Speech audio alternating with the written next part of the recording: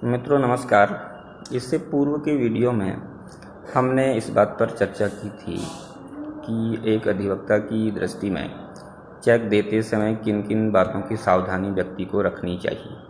आज हम इस बात पर चर्चा करेंगे कि चेक लेने के बाद व्यक्ति को किन किन बातों की सावधानी एक अधिवक्ता की दृष्टि में रखनी चाहिए।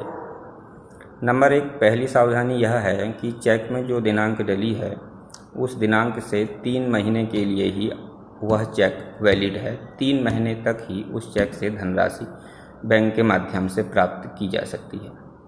जैसे मान लीजिए आपके चेक में 10 अगस्त 2022 का दिनांक डला है, तो 10 अगस्त से अगस्त, सितंबर, अक्टूबर, 9 अक्टूबर तक आपके उस चेक के माध्यम से बैंक से धनराशि प्राप्त की जा सकती है। 10 अक्टूबर को आपका वह चेक अविधिमान्य हो जाएगा, इनवैलिड हो जाएगा। उस चेक के माध्यम से आप धनराशि बैंक से प्राप्त नहीं कर सकते, क्योंकि नियम यही है कि चेक में जो दिनांक डली है वह दिनांक तीसरे महीने जिस दिन रिपीट होती है उस दिन वह चेक अविधिमान्य हो जाता है, उसकी समय सीमा समाप्त हो जाती है।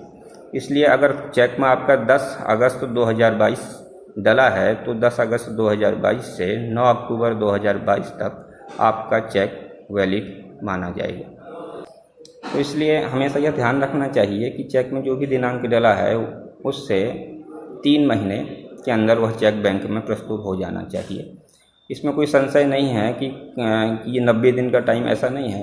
दिनांक जो चेक में डली है वह तीसरे महीने जिस दिन रिपीट होगी, अर्थात तीसरे महीने वही दिनांक जिस दिन पड़ेगी उस दिन वह चेक आपका अविधिमान्य है। उस दिन उस चेक के माध्यम से कोई धनराशि आप बैंक से प्राप्त नहीं कर सकते।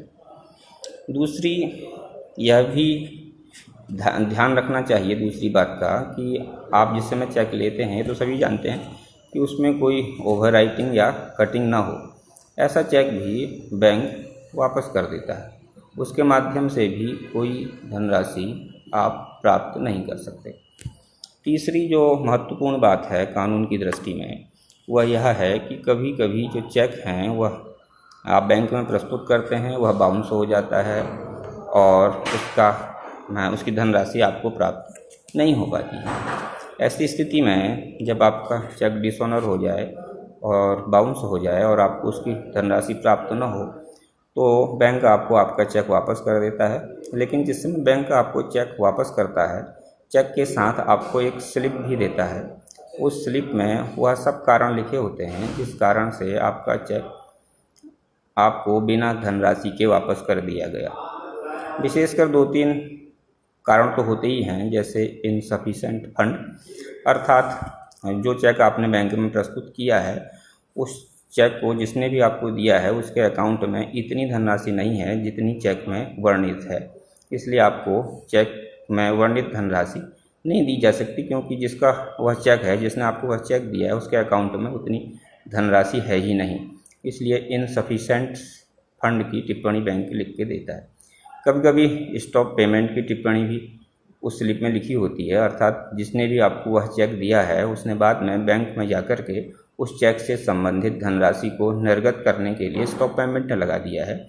इसलिए आपको वह चेक की धनराशि प्राप्त नहीं हो सकती, बैंक स्टॉप पेमेंट लिखकर देता है। या कभी कभी अकाउंट क्लोज है, ऐसा भी उस बैंक की स्लिप में लिखा होता है।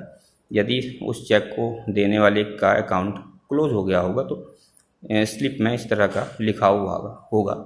जिस भी कारण से आपका चेक वापस हुआ है और आपको धनराशि प्राप्त नहीं हुई है, भले ही कोई भी कारण स्लिप में लिखा हो, सावधानी आपको ये रखनी है कि जिस दिन आपको बैंक से स्लिप मिली है उस स्लिप में जो भी दिनांक डला है उस दिनांक से 1 महीने के अंदर आपको, जिसने भी आपको वह चेक दिया है, एक कानूनी नोटिस देना अनिवार्य है। यदि आप कानूनी नोटिस उस स्लिप में पड़ी दिनांक से 30 दिन के अंदर देने में लापरवाही करते हैं तो आपको आपकी ही धनराशि प्राप्त करने में दिक्कतें हो सकती हैं। और उस कानूनी नोटिस में आपको यही लिखना है कि आपने जो हमें यह चेक दिया है उस जिस भी ट्रांजैक्शन के सिलसिले में आपको चेक मिला है, और उसमें लिखना है कि उस ट्रांजैक्शन के सिलसिले में आपने जो हमें यह चेक दिया था वह चेक बैंक में प्रस्तुत करने पर डिसऑनर हो गया है, बाउंस हो गया है और इसकी धनराशि हमें प्राप्त नहीं हो पाई है। आपके इस कृत्य से ऐसा लगता है कि शुरू से ही आपकी मंशा हमें इस चेक को देने की नहीं थी, इस धनराशि को देने की नहीं थी, इसलिए आपका दिया हुआ चेक बाउंस हो गया है। आपको 15 दिन का समय दिया जाता है। 15 दिन के अंदर आप हमारी इस चेक में वर्णित धनराशि हमें दे दें, अन्यथा हम आपके खिलाफ कोर्ट में, न्यायालय में वाद प्रस्तुत करने के लिए बाध्य होंगे, जिसकी पूरी जिम्मेदारी आपकी होगी। ऐसा नोटिस आपको जिस दिन आपका चेक बैंक से वापस हो जाता है, बाउंस हो जाता है, और आपको स्लिप बैंक उस चेक के साथ देता है, उस दिनांक से 1 महीने के अंदर देना अनिवार्य है। और उस नोटिस में आपको 15 दिन का समय उस व्यक्ति को देना है जिसका वह चेक है, जिसने आपको वह चेक दिया है। वह 15 दिन इसीलिए हैं ताकि वह अगर आपके उस चेक से संबंधित धनराशि आपको वापस करना चाहे तो आसानी से कर सके। अगर वह 15 दिन की समय सीमा भी आपकी समाप्त हो जाए और वह आपके पैसे वापस न करे तो आपको यह ध्यान रखना है कि 1 महीने के अंदर आपको न्यायालय में अपना वाद प्रस्तुत कर देना है। यदि आप यह समय सीमा का ध्यान नहीं रखेंगे, जैसे कि नोटिस देने में आपको 1 महीने के अंदर नोटिस दे देना है और उसमें 15 दिन का समय उसको देना है ताकि वो आपकी धनराशि वापस कर सके, और अगर यदि वह 15 दिन में धनराशि वापस नहीं करता तो 1 महीने के अंदर न्यायालय में वाद प्रस्तुत कर देना है। इस सीमा का यदि आप ध्यान नहीं रखेंगे तो आपको अपने ही पैसे प्राप्त करने में दिक्कतें होने वाली हैं। हो सकता है आपको आपकी धनराशि प्राप्त न भी हो, क्योंकि यह एक कानूनी बाउंडेशन है, यह कानूनी समय सीमा है, इसका पालन करना अनिवार्य है। हालांकि जो नेगोशिएबल एक्ट है जिसमें यह चेक के मुकदमे चलते हैं, जिस एक्ट के अंतर्गत, वह शिकायतकर्ता के पक्ष में है, लेकिन फिर भी यह समय सीमा का ध्यान अवश्य रखना है, अन्यथा आपको अपने ही पैसे प्राप्त करने में दिक्कतें होना स्वाभाविक है। तीसरी बात यह है कि यह भी ध्यान रखें कि जो बैंक से आपको स्लिप और चेक मिला है, यही उस केस का मुख्य सबूत है। इसमें किसी भी तरह की कोई छेड़छाड़ ना हो, इसमें कोई आप कटिंग या ओवर राइटिंग न कर बैठें, इसका हमेशा ध्यान रखना है, क्योंकि यह चेक और स्लिप जो आपको बैंक से वापस मिला है, यह एक महत्वपूर्ण साक्ष्य है आपके पूरे मामले का, और आपको इन दोनों को न्यायालय में अपनी फाइल में प्रस्तुत करना है। इसलिए हमेशा ध्यान रखना है कि उसमें कोई कटपट ना हो, उसमें कोई ओवर राइटिंग ना हो।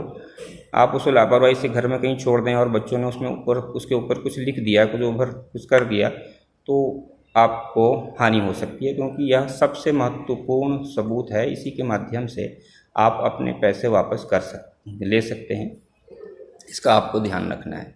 और एक महत्वपूर्ण बात यह है कि चेक से रिलेटेड मामले भले ही फौजदारी के मामले होते हैं, लेकिन इन मामलों में FIR नहीं हो सकती, इसलिए इसमें पुलिस आपकी कोई मदद शुरू में नहीं कर सकती।